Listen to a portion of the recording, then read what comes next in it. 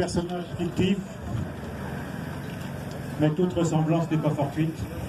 Peut-être quelques-uns se reconnaîtront ou connaissent des personnes qui correspondent à ce que va dire cette personne. Voilà ce qu'elle dit. J'ai pris ma retraite il y a une vingtaine d'années. J'ai pris ma retraite il y a une vingtaine d'années. J'avais tout juste mes 37 annuités et demie. Ouf. On en vient un petit peu les plus jeunes à l'époque. Mais les plus jeunes qui sont partis après nous, ils ont fait 38, 39, 40, 41 annuités. Combien vont faire nos enfants, nos petits-enfants? La pension, elle n'était pas bien épaisse. Et celle de ma compagne encore plus faible, tellement faible qu'elle était exonérée de la CSG. Moi, la CSG, j'ai pris 1,7 points de CSG supplémentaire. Ma compagne, elle était exonérée, elle est passée de 0 à 10% d'un seul coup. Sur 700 €, ça fait mal. Et oui, c'était les nouvelles règles de calcul de la CSG. Il y a 20 ans, c'était déjà dur d'emmener notre petite vie, comme on dit. Puis un jour, le bureau de poste n'était plus ouvert que 2 jours par semaine. Maintenant, il est complètement fermé. Comme la perception. L'école, il y a des classes qui ont été fermées. Du coup, nos enfants qui sont partis à la ville pour trouver du travail, ils hésitent à revenir ici. Plus d'école ou très peu de classes, ça dissuade un petit peu. Alors de temps en temps, je vais les voir. Je prends le train, enfin, je prenais le train. Parce que maintenant, le train, il ne s'arrête plus dans la gare. Où il n'y en a plus qu'un ou deux par jour. Et puis, il y a quelques mois, je suis allé pour vider mes déchets dans le bac collectif qui était à une centaine de mètres de la maison. Plus de bac. Renseignement pris, il fallait aller à ce qu'ils appellent des points d'apport volontaires. Alors je suis allé volontairement déposer les poubelles 1,5 km plus loin. Alors bon, je suis plus tout jeune, ça fait 20 ans que je suis à la retraite.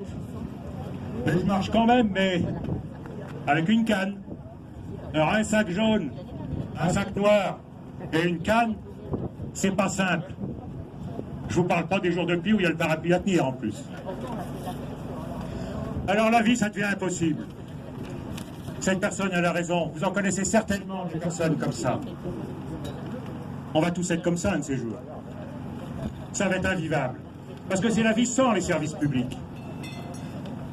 La disparition des services publics, c'est rendre les services de la vie quotidienne comme une denrée rarissime, réservée à certaines catégories. C'est plus un service public. On transforme ces services publics en services privatisables. Et d'une certaine façon, ce qui se passe aujourd'hui avec le système de collecte des déchets, c'est l'aboutissement de tout ce processus qui a vu transformer les personnes en facteurs pour aller chercher leur courrier à la boîte qui était à 100 ou 150 mètres. Et puis après, donc, comme je l'indiquais, les poubelles avec les bacs collectifs, la perception qui disparaît, le numérique. Alors là, c'est devenu la règle maintenant, le numérique. Eh bien, on n'est pas d'accord. On n'est pas d'accord, on l'a dit récemment au niveau des retraités force ouvrière, ça colle pas. Et avec tout ce qui se passe actuellement de piratage, etc., les personnes qui ont finalement décidé de s'y mettre, eh ben, à un moment donné, elles rompent parce que c'est plus possible. Elles ont peur de là aussi. Alors c'est pour ça que nous sommes là aujourd'hui. Ce système de collecte des déchets, avec l'assortiment de la redevance incitative, ça pénalise plus particulièrement les personnes âgées, donc les retraités. Ce qui justifie la présence d'organisations de retraités dans cette manifestation.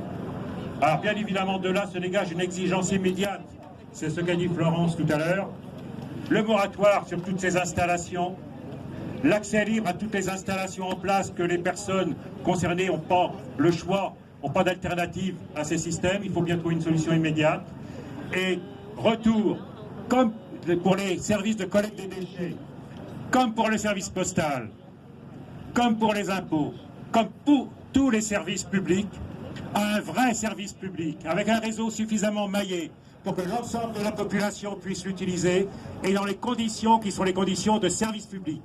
Merci.